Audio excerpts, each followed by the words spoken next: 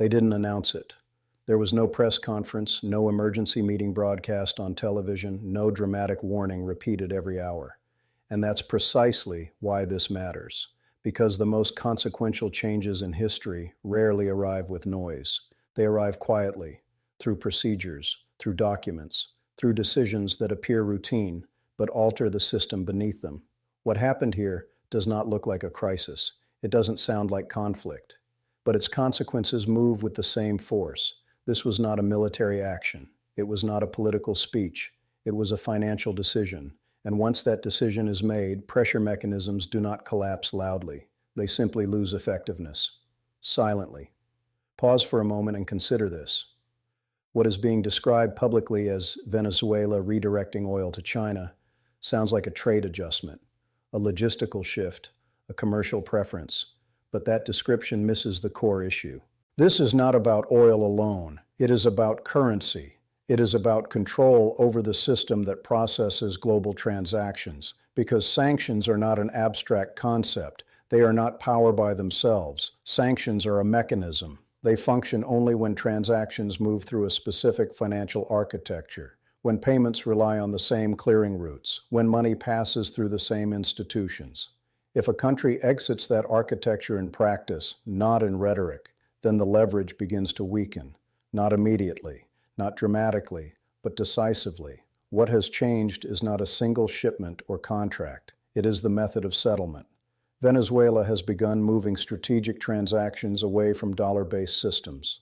That means payments no longer travel through the same channels. They no longer depend on the same intermediary banks. They no longer touch the same networks that can be delayed, frozen, or blocked. And once transactions stop passing through those points of control, enforcement becomes limited. This is where China and Russia enter the picture, not as loud partners, not as ideological allies, but as alternative infrastructure. This is not about confrontation. It is about substitution. The dollar's influence has never rested solely on trust. It rests on usage. The dollar is powerful because it is embedded into the plumbing of global trade. It is the default medium through which settlements occur. That default creates visibility. Visibility creates control, and control enables pressure. But when transactions no longer rely on that default, the equation changes. The system does not break. It is bypassed. That distinction is critical.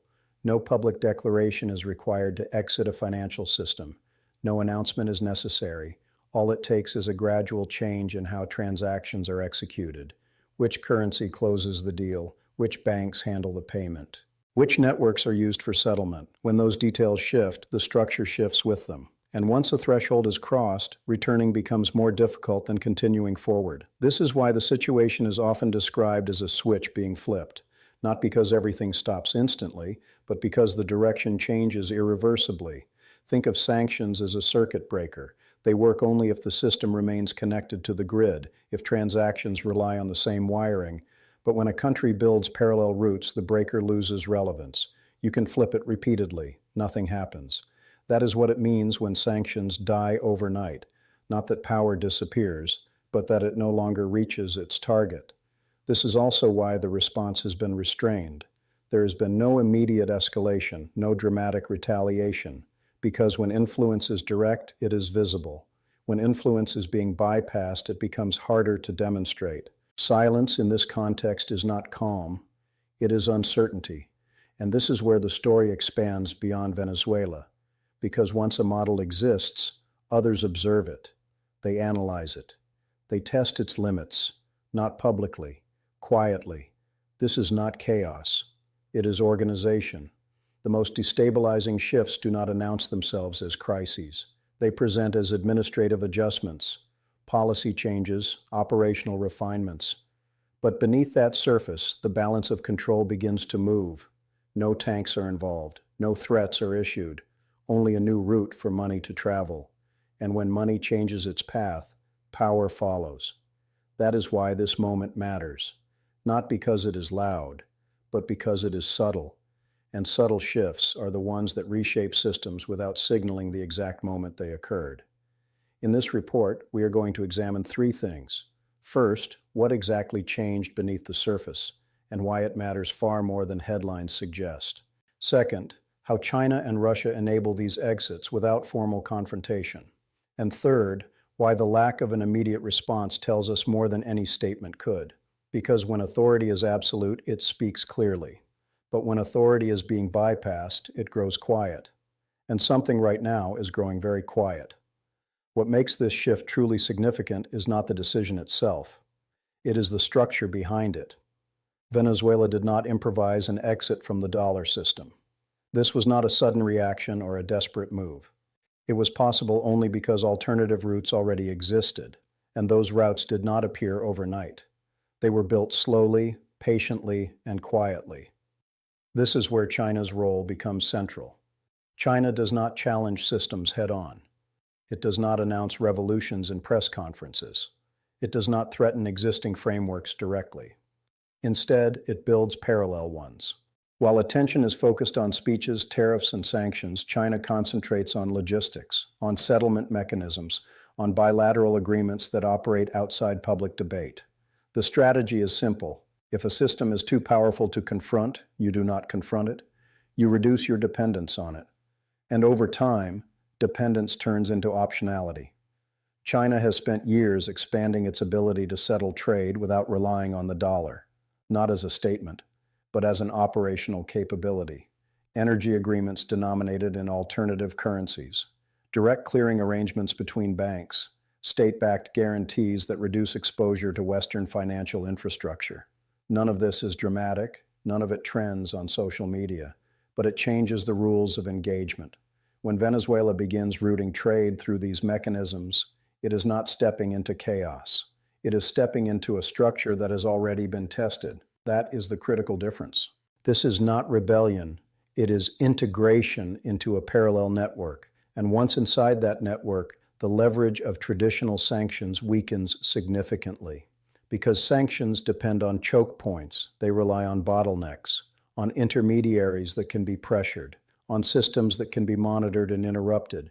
China's approach reduces those bottlenecks, not by eliminating them entirely, but by multiplying the available paths. The more paths that exist, the harder it becomes to enforce control. This is where Russia's experience becomes relevant. Russia did not choose to experiment with alternatives. It was forced to. Years of sanctions accelerated a process that might otherwise have taken decades. In response, Russia focused on survival through redundancy, alternative payment systems, domestic clearing structures, non-dollar settlement channels. These systems were not designed to replace the global financial order. They were designed to function when access to that order was restricted. Over time, necessity turned into expertise. Russia learned which pressure points mattered most, which dependencies were dangerous, and which systems needed to be replaced first. That knowledge did not remain isolated. It became transferable. When countries like Venezuela face similar constraints, they do not start from zero. They inherit a playbook, not a public manual, a practical one. This is why the coordination appears effortless. It is not coordination in the traditional sense. There are no joint announcements, no visible alliances being declared. Instead, there is alignment of incentives.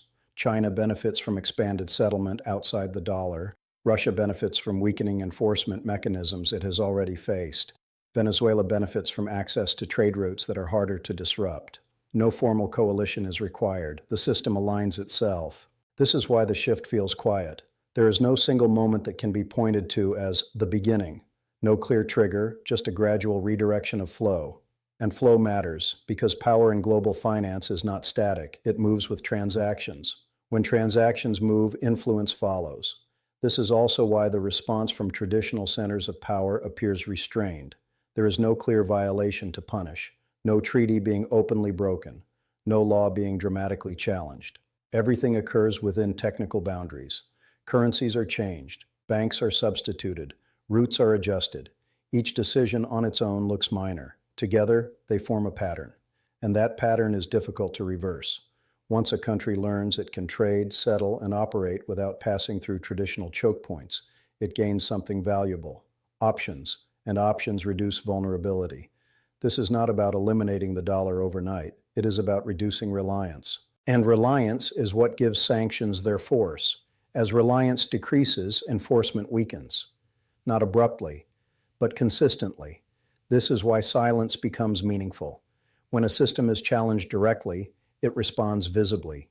When it is bypassed, response becomes complicated. What do you punish when no rule is openly broken? What do you block when transactions no longer pass through your gate? The absence of noise is not reassurance. It is a sign that the pressure mechanisms are being recalculated, and recalculation takes time. Meanwhile, others are watching, not governments making speeches, institutions, banks, energy traders. They observe what happens when routes are changed. They measure the cost. They note the consequences. And if the cost is manageable, replication begins, not loudly, not all at once, incrementally. This is how systems shift, not through collapse, through migration. The most important takeaway from this phase is not that Venezuela has defied anything. It is that Venezuela has demonstrated a process, a method of operating that does not rely on confrontation but on substitution. That method, once proven viable, does not remain isolated.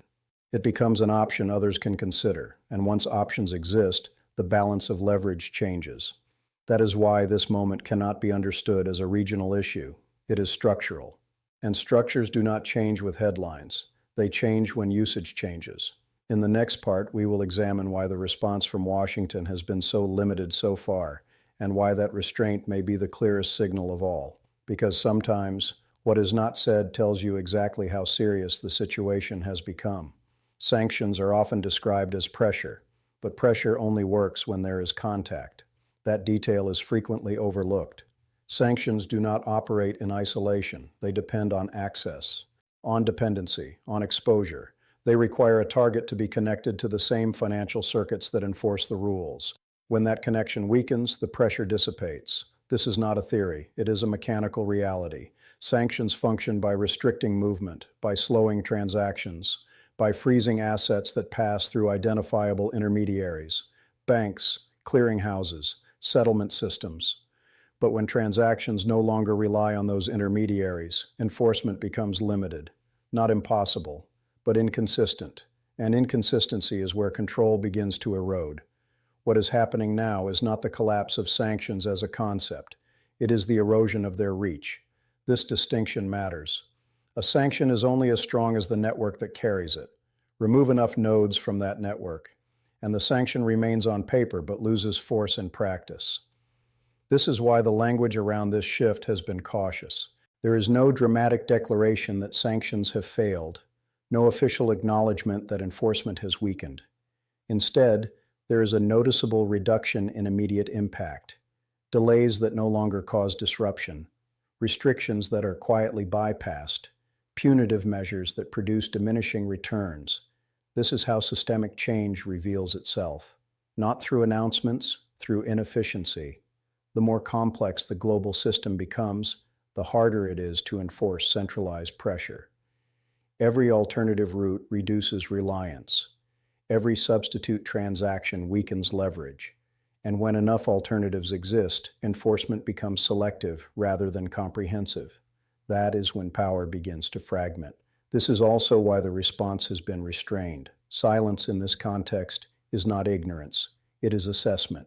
Institutions do not rush to respond when outcomes are unclear. They observe, they measure, they recalibrate. A loud response would imply confidence. Silence suggests uncertainty. Because what exactly is being challenged here? There is no treaty violation, no overt refusal to comply with international law. Currencies are changed, settlement routes are adjusted, banks are substituted. Each step is defensible on its own. Together they alter the landscape. This creates a problem for enforcement. How do you respond to a process rather than an event? How do you counter a shift that does not announce itself? This is why the absence of immediate retaliation matters. It indicates that traditional tools are being evaluated for effectiveness, and that evaluation is taking place quietly. Meanwhile, the practical effects continue. Transactions clear, trade moves, revenue flows, not through the same channels as before, but effectively. And effectiveness is what matters. At this stage, the most important development is not what has already changed, it is what this enables next. Because once a country demonstrates that it can operate with reduced exposure, others begin to reassess their own dependencies, not ideologically, operationally. They ask simple questions. Which transactions are most vulnerable? Which routes can be diversified? Which dependencies are unnecessary? These questions do not generate headlines. They generate planning, and planning is where long-term shifts begin. This is why the situation should not be understood as a sudden rupture. It is a gradual decoupling, one transaction at a time, one contract at a time, one settlement method at a time. Each change reduces risk for the participant. Each reduction in risk weakens the deterrent effect of sanctions. Over time, the cost-benefit calculation shifts. Compliance becomes optional rather than mandatory. And optional compliance is a fundamental change. This does not mean the system disappears. It means it competes. And systems that must compete lose the ability to enforce unilaterally. That is the underlying concern, not collapse, competition. The current silence reflects this reality. A direct confrontation would require certainty that the tools still work as intended.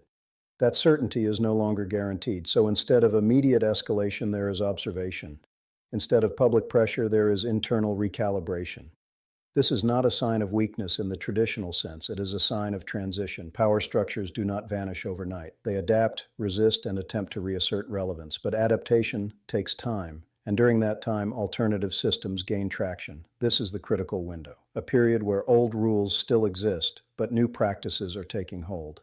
The risk is not that the system fails abruptly. The risk is that it continues functioning just well enough to avoid alarm, while gradually losing centrality.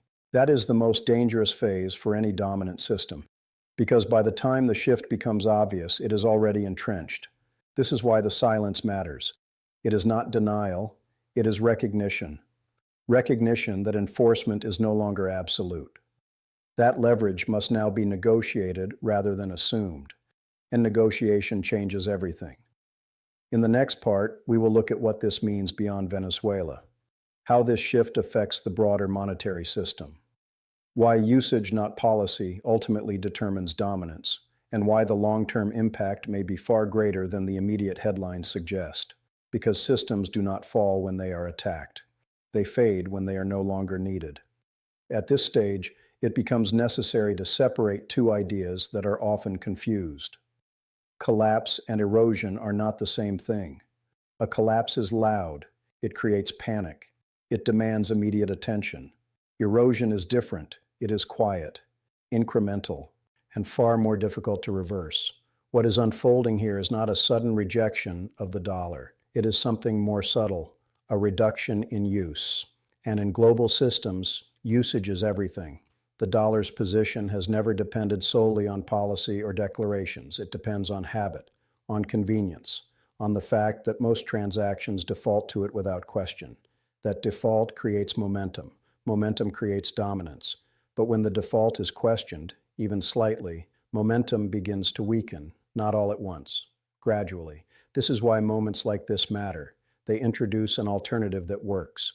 Once an alternative proves functional, it no longer needs to be promoted. It only needs to exist. From that point forward, every participant has a choice, and choice changes behavior. The immediate impact is rarely visible to the public. Prices do not necessarily spike overnight. Markets do not freeze instantly. Instead, adjustments begin behind the scenes. Contracts are rewritten. Settlement preferences shift. Risk assessments are updated. None of this makes headlines, but it alters incentives. When institutions realize they can complete transactions without exposure to certain controls, they begin to factor that option into their planning, not as ideology, as risk management. This is how erosion starts, not with rejection, but with optionality. Each time the dollar is not used, where it once would have been, a small amount of influence is lost. On its own, that loss seems insignificant. But influence compounds, just as usage does. Over time, these small decisions accumulate, and accumulation is where systemic change occurs. This is also where the domino effect begins. One country's adjustment is observed by others, not publicly endorsed, quietly studied. They watch to see whether trade continues, whether revenue flows remain stable, whether retaliation follows. If the outcome appears manageable, replication becomes attractive. Not total replication, partial. A test transaction here, a pilot agreement there. These experiments rarely attract attention, They are framed as efficiency improvements, as diversification strategies. But together they signal a shift in behavior. The most important aspect of this phase is that it does not require coordination. No alliance needs to be announced. No bloc needs to be formed. Each participant acts independently, guided by similar incentives. Reduce exposure, increase flexibility, preserve optionality. This decentralized movement is difficult to counter. There is no single actor to pressure, no single decision to reverse. The system changes because its users change. This is why the idea of a dramatic end misses the point. Dominant systems rarely end in moments. They end in phases. First, they are questioned. Then, they are supplemented. Finally, they are avoided when possible. By the time avoidance becomes visible, the transition is already advanced. This is the risk facing any system that relies on habitual use rather than enforced necessity. The more alternatives exist, the more fragile dominance becomes. And alternatives do not need to be superior. They only need to be sufficient. That is the key insight. Parallel systems do not have to replace the dollar entirely to weaken it. They only need to absorb enough usage to change the balance. This is why energy trade matters so much. Energy is not symbolic. It is constant. It creates recurring transactions, large volumes, predictable flows. When even a portion of those flows move outside the traditional framework, the impact compounds over time. This is not a headline effect. It is a structural one, and structural effects are slow but persistent. The absence of immediate disruption often leads observers to underestimate the significance. If nothing breaks, it feels like nothing changed. But systems do not need to break to lose relevance. They only need to be used less. This is where perception becomes dangerous, because stability at the surface can mask transformation underneath. The machinery still operates. The lights are still on. But the central role is quietly being redistributed. This is also why responses remain measured. Aggressive action risks accelerating the very behavior it seeks to prevent. Public confrontation highlights the existence of alternatives. Quiet adjustment attempts to contain them. This creates a delicate balance. Act too forcefully, and you validate the shift. Act too slowly, and the shift becomes normalized. That tension defines this phase, and it explains the careful language, the lack of dramatic escalation, and the emphasis on monitoring rather than immediate reaction. What happens next will not be decided by a single announcement. It will be decided by repetition, by how often alternative routes are used, by how reliable they prove to be, by how comfortable participants become operating outside the old default. Every successful transaction reinforces confidence. Every reinforcement makes the next decision easier. That is how the dominoes fall, not all at once, one by one. And by the time the pattern is recognized as systemic, reversing it becomes extremely difficult, because you are no longer dealing with policy. You are dealing with habit. In the final part, we will bring all of this together, what this moment signals for the future, why the silence is likely to continue, and what it means for a world where power is no longer enforced solely by control, but negotiated through alternatives. Because the most important changes rarely announce themselves. They simply become the new normal. At this point, it is important to step back and look at the full picture, not the headlines, not the speculation, but the direction. What we are witnessing is not a sudden collapse of any single system. It is a gradual shift in how power is exercised. For decades, influence was enforced through centralization, through control of routes, through dominance over settlement, currency, and access. That model does not disappear overnight, but it does change when alternatives become viable. And viability is the key word. Once an alternative works once, it stops being theoretical. Once it works repeatedly, it becomes credible. And once it becomes credible, it becomes usable. That is the stage we are entering. This is why there was no dramatic announcement, why there was no declaration of defiance, why everything unfolded quietly. Because the most effective changes do not seek attention, they seek continuity. Trade continued, payments cleared, energy flowed, just not through the same channels. And that distinction matters more than any speech.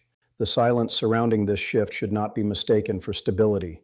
It reflects adjustment. Institutions are recalculating. Governments are reassessing exposure. Markets are observing behavior rather than reacting to words. This is what transition looks like. No panic, no applause, just movement. The question is no longer whether alternatives to the dominant system exist. They do. The question is how often they will be used, because every time they are used successfully, confidence grows. And confidence is what turns options into habits. That is the long-term implication. Not replacement, but redistribution. Power does not vanish. It disperses. And dispersed power is harder to enforce, harder to predict, and harder to reverse. This is why moments like this are rarely recognized in real time.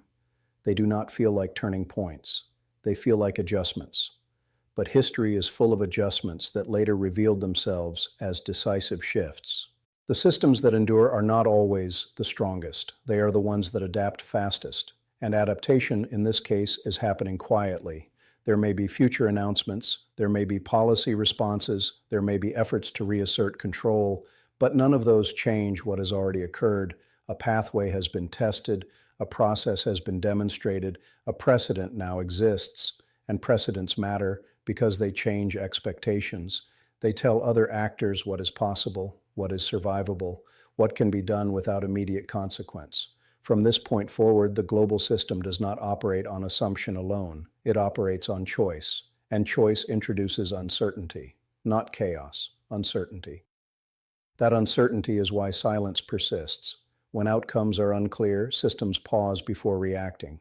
They observe, they measure, they wait. But while they wait, usage patterns continue to evolve. And usage, more than policy, defines dominance. This is not the end of anything, but it is not business as usual either. It is a signal that control is no longer absolute, that enforcement is no longer guaranteed, that influence must now compete with alternatives. Those shifts do not happen in a single day. They happen transaction by transaction, quietly. And by the time the change is obvious, the moment it began is already forgotten. That is the nature of systemic transformation. It does not announce itself. It simply becomes reality.